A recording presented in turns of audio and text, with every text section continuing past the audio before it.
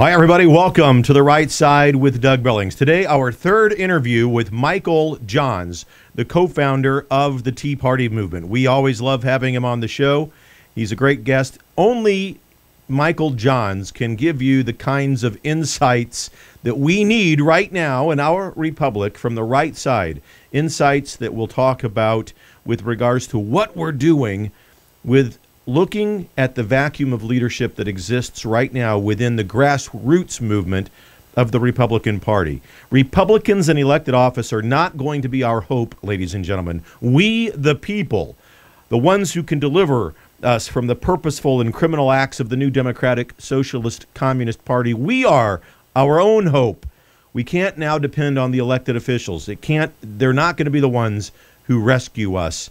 All they want to do is serve their time, write a few books, and benefit their own pockets.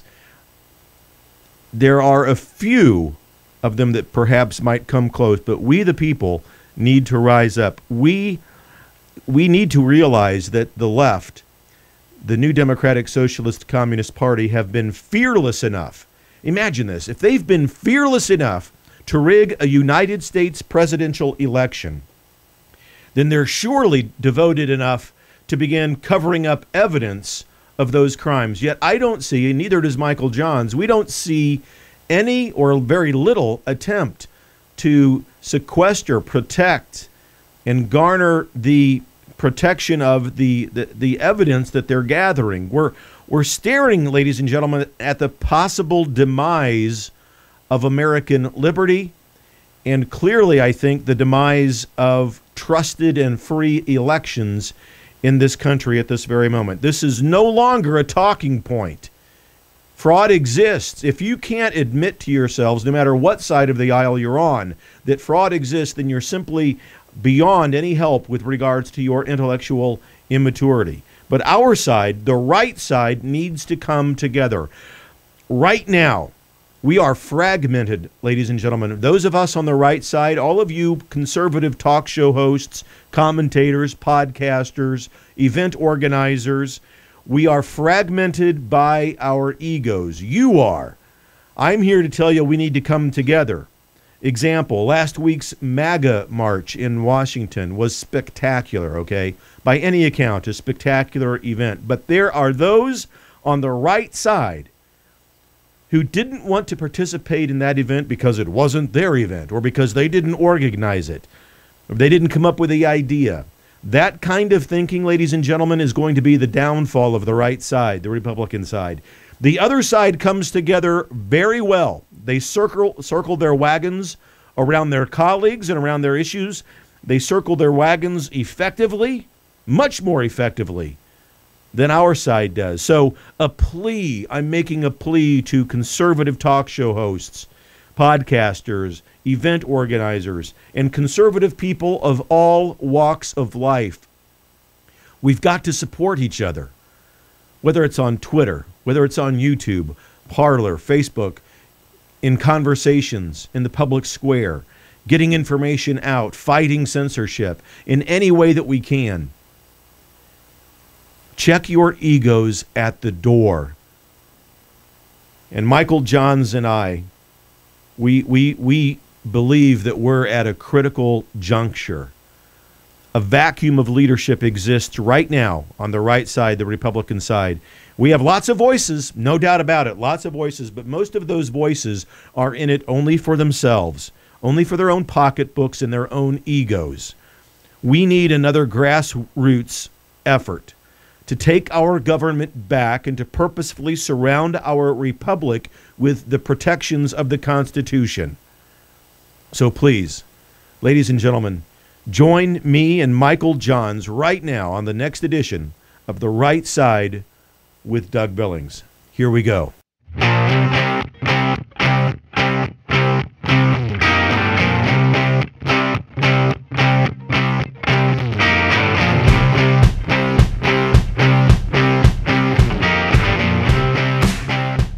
All right, and here we are with Michael Johns, the co-founder of the Tea Party. Michael, this is a big deal. We've talked and we've become, I think, friends off camera and behind the scenes. And we talked the other day about this whole issue of voter fraud, ballot fraud, and so forth, the Rudy Giuliani, the Sidney Powell press conference yesterday, and the frustration that you and I share about what in the world is our side? What is the right side doing about this other than, this is beyond being a talking point at this point. I think that we're at a real point in this country where the demise of American liberty, the demise of American elections, most certainly, are looking us square in the eyes. And it seems as if we have no leadership within the Republican Party addressing, other than Trump, perhaps. But it's a frustration for me, and I want you to give us your take on all of this, the frustration of the apparent lack of energy, of motivation, of something behind the right side, the Republican side of the aisle. What's your take on this entire scope of what we're facing and looking down the barrel at right now? Great to be back with you, Doug. Thanks for all the good work you're doing. You're bringing, I think, incredibly important messaging to this. A few others are, but for the most part, everything you said is spot on. This is a vital and defining moment in American history. We have been set up in a lot of ways over a period of months where we were told repeatedly and proactively, without us ever having really said anything, that we had no reason to fear electoral fraud. And I think the first time I heard that, I said, well, that's curious, because while I had concerns about that, particularly as it related to mail-in balloting and the history of undeniable fraud related to that, we hadn't really been strongly making that allegation. And you started to see like article after article, media piece after media piece saying nothing here, don't look behind the curtain, don't worry. Yep. It was almost like Giuliani worded it yesterday correctly, and exactly the way I look at it. Like, it's very difficult to look at all of these series of developments, including identical procedures on poll watchers in state after state, including 30 states in this country and 2,000 jurisdictions who proactively and consciously made a decision to acquire an electoral system, a voting system, whose primary brand identity was its ability and compromised technology that allowed others to manipulate polling results. I mean, report after report available on this, incident after incident available on this. The great state of Texas, which does a lot of great things, and I've increasingly come to recognize, put out 3 public reports when they were asked to acquire this system. Not only did they say, no, we're not buying it, but they attempted to warn the rest of the country about the component parts, the conflicts of interest, and the tech, and particularly, it was looked at by technical experts about the ease with which the numbers could be manipulated. Mm-hmm. And the state of Louisiana did this, and even the city of Philadelphia, probably because they have their own system, I don't know, came out with a concern. And then obviously incident after incident. And what is the one theme you see in mainstream media is you cannot see the phrase voting fraud or without some completely derogatory adjective put in front of it: baseless, groundless, irresponsible, at the precise moment that raises a great opportunity for the American media to begin diving around, looking at this technology, looking into how is it possible that when we have statutes that demand and require the presence of poll watchers, that in state after state, city after city, they would be not only denied entry, even kicked out of facilities. While people counting votes cheered. Exactly. And an election that is not settled is being litigated with, I guess, a frantically assembled team. I'm going to be a little more blunt about some of our side's deficiencies. Yeah. This is a legal team that's making a lot of errors, all right? And that's not helping, because we got an opposition, probably a coalition of forces, a Democrat Party and a media establishment that, to the extent they ever gave any respect to the president, it was only because of his positional authority. And now that they sense that possibly eroding, like, the gloves are off. I mean, this is, I read an AP piece this morning that opened up saying that, basically saying that as Trump goes to court on, this electoral outcome, he's not bringing his best. Like only you and I would understand the little jab within that, and how some, utter idiot sitting around writing that piece he and his colleague got a big chuckle. Yeah. And how witty it was, but it's not. Here's the thing, and this is what you opened up with, which is what spot on is. It's not witty. It's not witty. Yeah. We have had, the first bullet that was shot in 1775 through, present times. Bold generation after bold generation has sacrificed life. Our country has sacrificed treasure to protect this special institution of a government accountable to the people and selected by the people, now utterly compromised. And all the institutions that we thought would arise, including even conservative institutions on our side, to defend this institution, if we ever reach this moment of peril, are missing in action. Billions of dollars have been poured into these institutions to avoid exactly this scenario have failed us. And like the Tea Party movement founding in 2009, really all hope for this country now rests once again in we the people, in the grassroots, and whether we can grasp the magnitude of the moment, the fact that this is a much bigger issue even than who governs the country over the next 4 years. It represents the possible, demise of representative democracy in this country. We feel, I think, just final point, we feel American people, I think one thing I've noticed for a long time, and it starts with the fact that we're very sort of inwardly minded. We don't really think in global terms. We have people who are interested in history, but it's not, let's be honest, it's not a central theme in American culture. And yet what we're going through here, which is a minimization of a great power after over 230 years, is a very common theme in American history. Yeah. I mean, you would like, so we look at it and go, wow, that could never happen here. Right. If you to a historical prisoner, you would say, well, of course it would happen here. Yeah. And exactly, it would happen exactly as this is happening. Yes. Yeah. And it's only because of Trump's spotlight on this. This has happened before in this country. I'm convinced that there are people out there, certainly besides us, you and I, that have identified Pennsylvania as a trouble spot for decades. It's gone on in all of the Democratic-led cities to some extent, perhaps not this great. But let me get your take on this. I really think, Michael, that we saw this all happening in real time on election night, when no matter what network you were watching, whether it was CNN or Fox, you had one of the guys up there at the board punching the states, looking at all of the tallies coming in, and then on cue and all at the same time, they go, whoa, did you see that in Pennsylvania? Biden just took a 130,000 vote lead in Pennsylvania, or some such verbiage. But my point is, all of them at the same time were surprised, and that was one of the data dumps that we saw. Now, it's only through the virtue of hindsight and all of this that we can identify that as such, but that's exactly what it was. So we have people that, if they're fearless enough, if these people are fearless enough to rig a United States presidential election, then they have no fear of anything. And absolutely. That's a very, very astute recognition. And I want to tell you, I've been saying that, but haven't been hearing it from many others.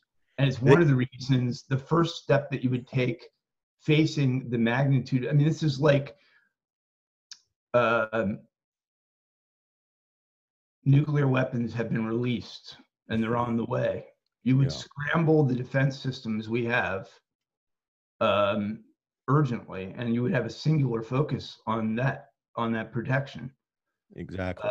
You would not casually walk to the podium and warn the American people of the fact that there's nothing they can do to defend their lives and to create a whole lot of turmoil and scandal and alert the other side that we're aware these were coming. I don't know if that's the best analogy, but my point is that if you systematically and let me concede, okay, because I know this legal team, every one of them, okay, in some capacity, in some, at least some limited capacity, and some in a big capacity. Procedurally, the first step you would take was if these allegations are true, and man, if they have misled us, I think you know me well enough that while my support for Donald Trump on day one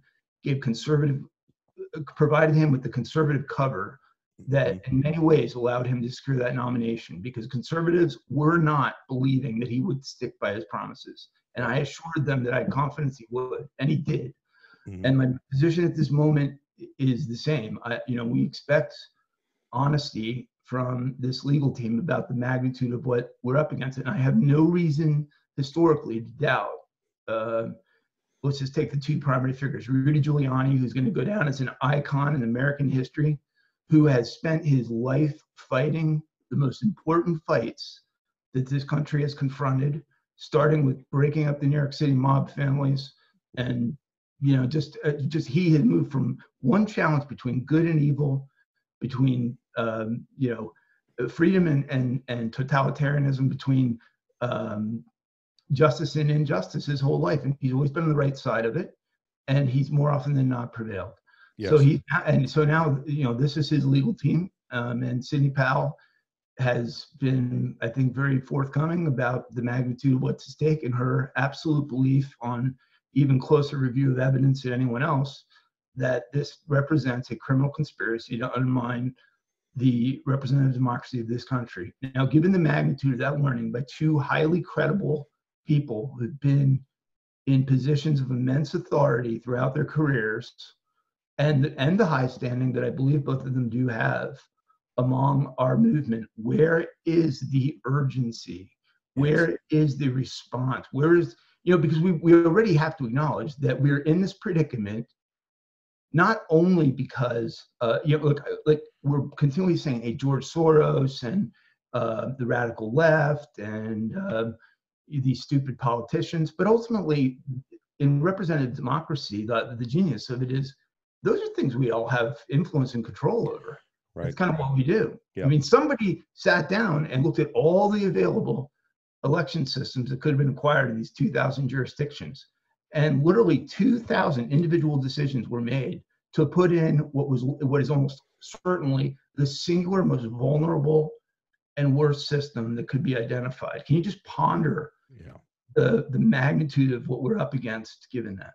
And they're the gall of them, and again, to my point about them being emboldened enough to blatantly rig a presidential election, we've got to think that they're also equally as capable of covering up whatever they've done. And it appears as if you mentioned this protection of evidence order or some such thing.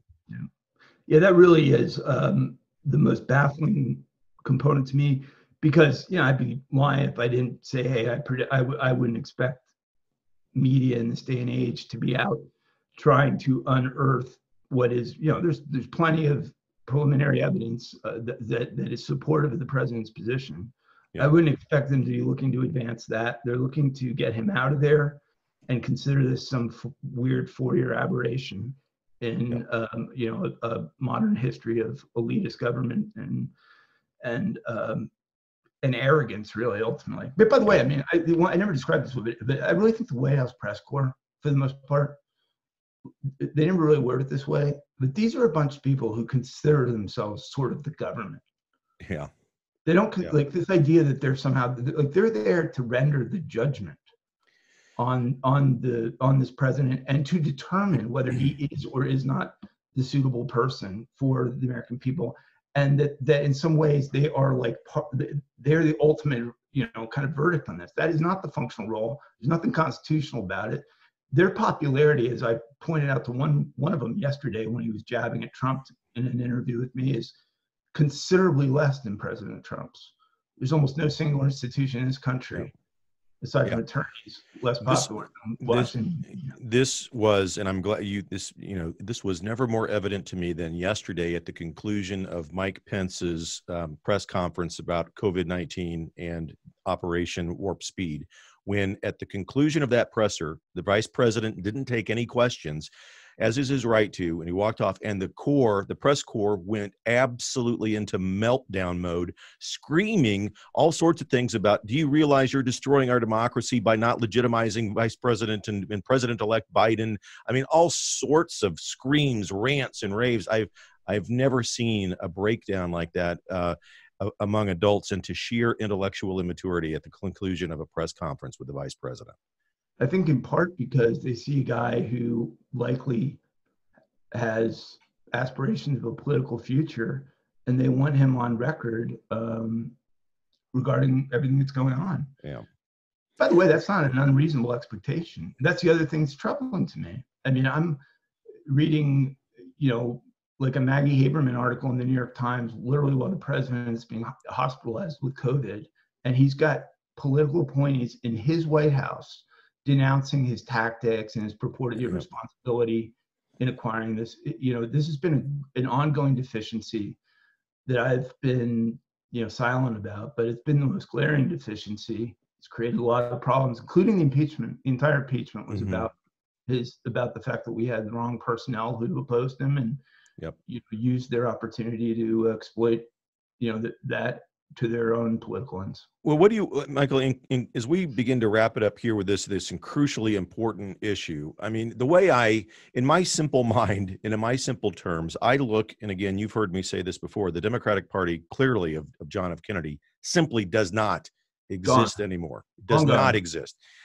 For me, they're the new Democratic Socialist Communist Party, and they, in my view, and I will say it on record and say it here to you, I do not view them as an American political party. How can they be when all summer long all they've wanted to do is burn the Republic, topple statues, and now the brazen attempt to alter a United States presidential election? I'll give you the last word, but I don't see them as a credible American. I think they're completely anti-American.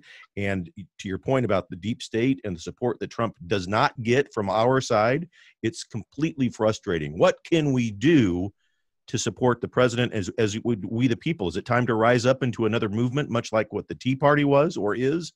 What are your thoughts on all of that?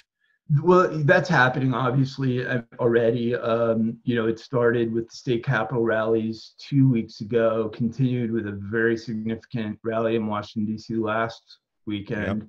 And my position and my role in the coordination of this is substantial and developing. So I do obviously believe that while many of these things are going to boil down to court battles, that the messaging on our side is also important. So if we don't engage, the people who will engage will throw in the towel. Why? Because that's what they do. That's their whole career has been around throwing in the towel by not stating or standing up for principles or realities that are self-evident.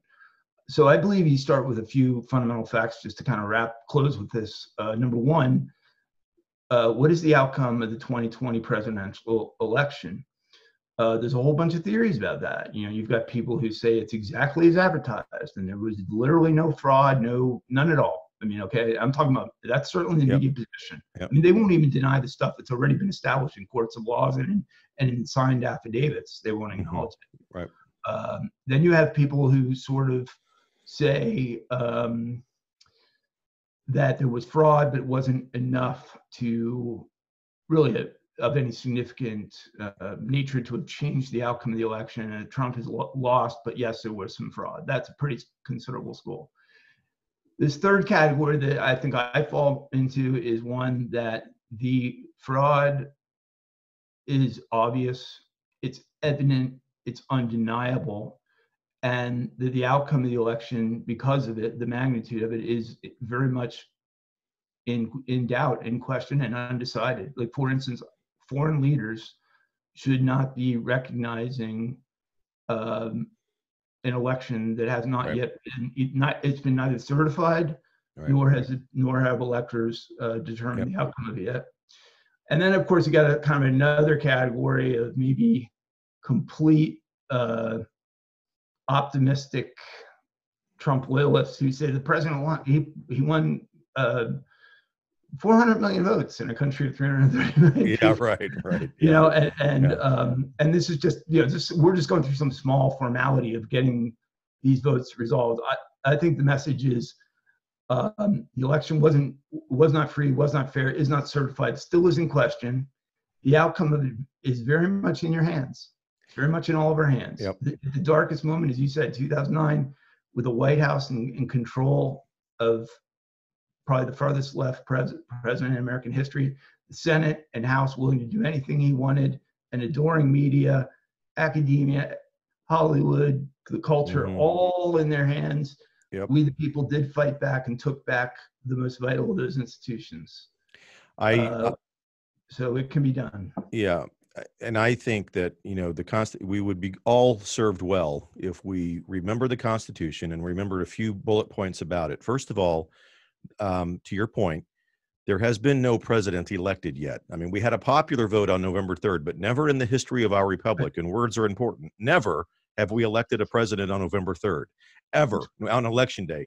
The Electoral College will gather in December, and they will cast their votes and certify votes, and that tally will be sealed and delivered to the Senate and another copy to the Library of Congress. And then on January 6th, those votes will be tallied by the president of the Senate in full Congress, and then we'll know. And furthermore, Michael, even then, I pointed out, because this is a constitutional question. So let's assume that everything plays out poorly. Biden's inaugurated. But we're in a constant state of legal discovery here as it relates to the magnitude of what's transpired. What happens, say, in February, when evidence does actually materialize based on whistleblowers, based on discovery motions, based on civil litigation, based on affidavits, based on a whole broad range of ongoing procedures, that in fact, Biden did not win 207 electoral college votes. Yep. That's why I've encouraged more restraint because that to me seems to be the most disruptive outcome, which could be avoided if institutions and mainstream political America now sort of acknowledged that we do have serious questions before us, and that getting to the bottom of that is essential and urgent. Excellent points. And yeah, the Constitution has to be followed. We just have to have faith that the Constitution. We have to have faith that the Constitution will be applied. The Constitution doesn't need to be interpreted; it needs to be applied. And I think, you know, there's no requirement within the Constitution for the president to concede. So all of this hogwash about why hasn't he conceded, he's hurting. There's no requirement for him to until January 20th at noon. Media don't determine who the president-elect is. Yeah, and the president, there's no such constitutionally based office as president-elect. 3 times. There's no reference to any authority bestowed in them. None. Right. Yep. None at all.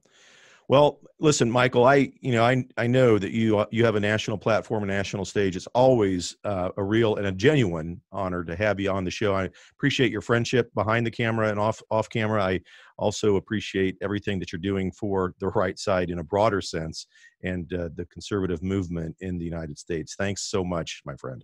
Thank you for all you're doing. And, you know, let's be unified. Let's be reasonable. Let's be peaceful. But let's be unyielding in the search of truth and in support of, as you said, the constitutional process. Absolutely. Thank you. Excellent. Ladies and gentlemen, thank you for watching and listening to The Right Side with Doug Billings. Our very special guest, Michael Johns, has been with us today. We'll be back with more to talk about with this and other very important topics as we face this moment of crisis in our republic. But as always, we have a pack of blessings on our back, and there's always hope and there's always light. Make sure you count on that and take inventory of those blessings. From The Right Side with Doug Billings, have a good day. Cheers.